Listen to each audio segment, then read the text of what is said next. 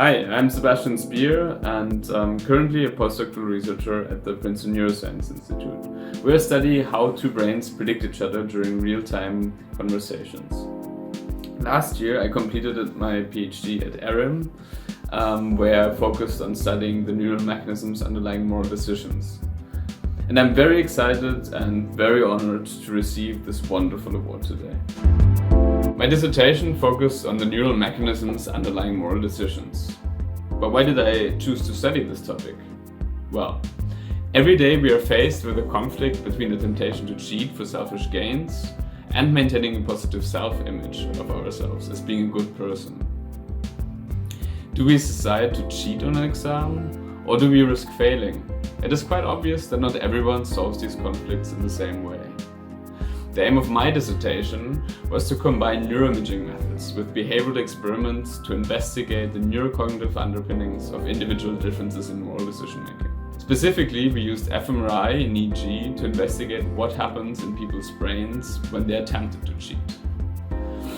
So across several studies, we find that people are indeed distributed along a continuum, from individuals who are generally honest and focus on their moral self-image when making decisions, all the way to individuals who cheat a lot and are driven more strongly by rewards.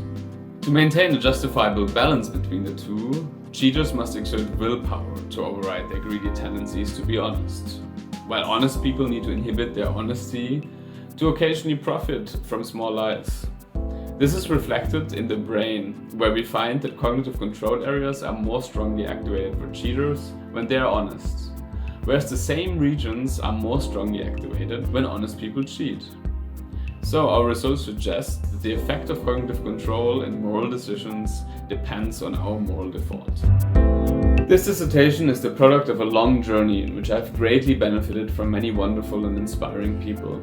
First of all, I would like to thank my supervisors, Al and Martin, for giving me the opportunity to work at this highly interdisciplinary and stimulating marketing department at RSM. I appreciate their direct and forthright guidance, which I think is quite reminiscent of judgmentality in general.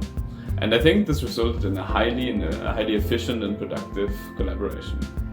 Another valuable source of motivation and inspiration were the colleagues that I shared part of this PhD journey with. It is impossible to imagine going through this journey without the comfort of friends. So I'd like to thank them also for sticking around for all this time. Lastly, I would like to thank my family for always being there and making this dissertation possible.